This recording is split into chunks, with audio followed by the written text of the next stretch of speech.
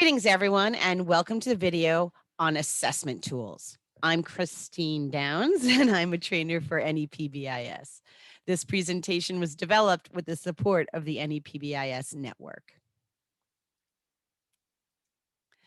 So today, we're going to be examining two assessment tools, the Self-Assessment Survey, often called the SAS, and the Climate Survey, which can be given to staff, students, and family. We'll get into each of those. And when we're done today, your action items will be to discuss with your team if you want to use either of these two surveys, when you'll be administering them. Will it be at the beginning of the year, mid-year, at the end of the year, twice a year, every other year, right? You want to have a plan. And then how will you use the results for your own action planning and to evaluate your efforts? You want to have a reason to be giving surveys. The first survey, the self-assessment survey, the SAS, is a progress monitoring survey. So what that means is it is asking staff about the various aspects and features of PBIS to see if they understand that and if they think those items are actually in place in your building. It does take about 20 to 30 minutes to complete. Subsequent administrations might take fewer minutes because they're already used to the format. Most schools give it to all of their staff, which is a good idea to get an overall understanding of what staff think and feel about the various features. But you can also give it to subgroups, like just to the teachers or just to the paraprofessionals to see their views. And typically it's given annually and around the same time each year. So there are 4 parts to the survey. The longest part and the first part is the school-wide section. It has 18 questions about PBIS and its implementation. Then comes the non-classroom section, the classroom section, and the individual student section. And you can see they have fewer questions. They do run consecutively, so as someone fills out the survey, it'll just go to the next section. Also, I want to note that right here, we're seeing a paper copy, but it is electronic PBIS assessments, and they will give you a link that you can then share with staff so they can electronically fill this out. And the way it works is, so when it said those 18 questions, there are 18 different features of school-wide PBIS. And the staff will read the feature, the item in the center, and then decide its status. So if I read expected student behaviors are taught directly, I could then place my check mark either that's in place, I think that's happening in our school, it's partially in place, or it's not in place at all.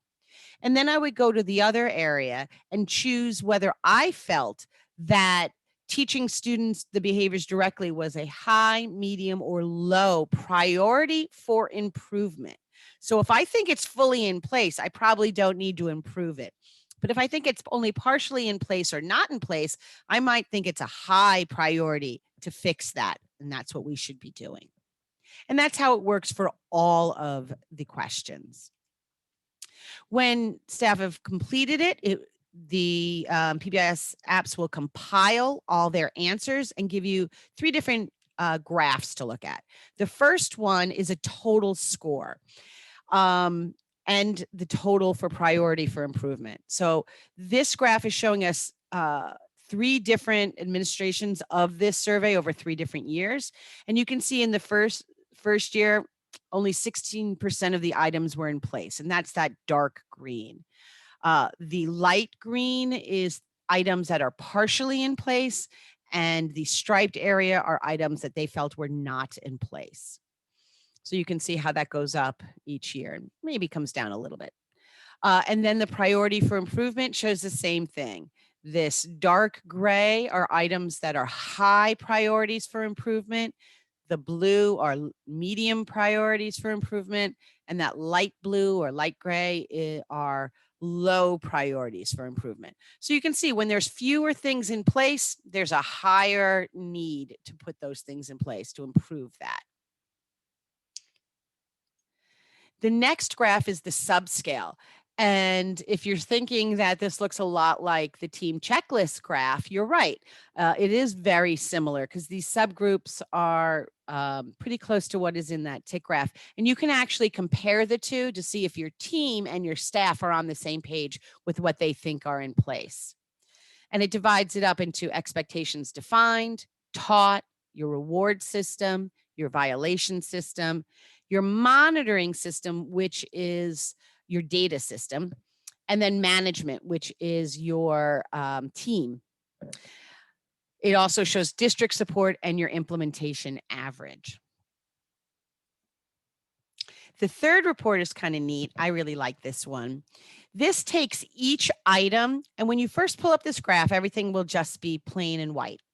But then you can click a checkbox and it will colorize it. And the first time schools take it, it's often just completely red. So don't be surprised or disappointed with that. That's often the case.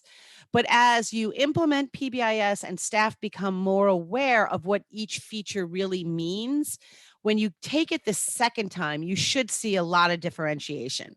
So items that come out in red indicate that fewer than 50% of the staff felt that those items were in place. If they come out in this sort of yellowish color, that means that between 51% and 79% felt that was partially in place. You know, we're almost there. And then the items that are in white, 80% or higher felt that those items were in place. And we call that those items in place. So when you look at this, it instantly creates an action plan for you. You might have some low hanging fruit in those yellow categories where maybe it's communication or a little bit of PD. And those red areas might be areas that you're really going to work on and dig into in the coming year. So you can quickly add those to your action plan. The next survey we're going to talk about is the school climate survey. And this one, as its name implies, assesses the overall climate of the building from the perspective of either students, staff, or families. This one takes about 10 to 15 minutes to complete, maybe a little longer for the family and staff surveys because they are a little bit longer. And again, they can be done either annually or sometimes they're done at the start and the end of the year to see if there's any change. The student surveys are broken down into elementary and secondary, middle high. All surveys are available in either English or Spanish, even online. And they start by asking some demographic questions about gender identity, race, ethnicity, grade, things that describe the individual person. And then there are the survey questions, and some of them overlap. You can see there's 11 in the elementary and 9 in the high school, but things like, is good behavior noticed and acknowledged at your school? That's on both, and a really important one for PBIS. Another one is, do I feel safe at school? And the third really important one is, does that student have an adult at the school that they can go to for help if they need it? We know this is a really important one for students' connectedness to school. Once they complete it, PBIS apps will compile your surveys and you'll get lots and lots of wonderful graphs. I'm just going to quickly review them here. So you're going to get a total score graph, and it's on a scale of 1 to 4. Closer to 4 indicates a more positive environment.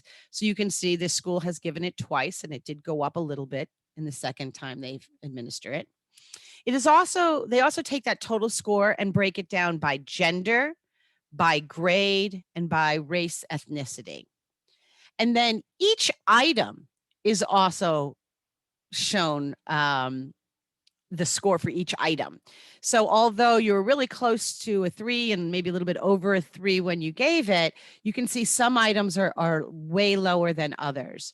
You have some things to be very excited about and a few things that a school might want to work on. And of course, you'd have to pull out the survey and look at, what, for example, is question number 9 and 11. Those are a little bit lower. You can also look at each individual item by the subcategories, by race, ethnicity, by gender, by grade. And although it's a table, not a graph, you can look for those lower scores where you might want to examine why was that score lower for that subgroup. The family and staff surveys, again, available in both English and Spanish, have, aside from the total score broken down like you just saw it for the students, broken down by item and such, you also get this subscale that you can look at. And the staff and the family ones have, they're slightly different, but they are connected. So things like the physical environment, it's called that on the staff scale. It's called institutional environment for the families, but that is very similar, as are the relationships, the interpersonal relationships or peer to adult relationships, and parental involvement. So you can always look at them and compare them. What do staff think versus what family thinks? And you'll get all those other graphs, but you'll also get this subscale graph. And again, if we look at something like parental involvement, what faculty think and what parents think is a little bit disconnected. So you might want to examine that. So those are our 2 tools that we're going to examine today. The self-assessment survey, wonderful to use with staff, really helps them understand the individual features and whether they're actually living and breathing in your school, gives you an instant action plan. The climate survey, again, wonderful tool for staff, students, and families to evaluate the climate of your building. But keep in mind, if your school already has a climate survey, uses something like Panorama or another survey, that's fine. You don't need to do both. Use one or the other. But we do suggest you use a research-based tool like this one, which is based off the Georgia Climate Survey, or something like Panorama, rather than creating your own. So now you're going to discuss with your team whether you want to use either of these or both. When you would schedule administering that to your students or your families or your staff. How frequently do you want to do it? Twice in a year, every other year, every year, right? Think about that and think about the time of year you want to give it to staff or students or families, and then try to stick with that year after year. So it's about the same time in the year. And then really do consider how you're going to use the results. You never want to ask people to complete a survey without sharing the results and giving your feedback as to how you're going to use that. So you might say, here are our results. Here's a few of the lower items that we're going to be working on. Here are some of the things we're going to do. And next year, when we give the survey, we're hoping those scores to be higher, and then share that out. Okay, so if you have any further questions, please contact your trainer. They would be happy to help you. Thanks for joining us. Take care.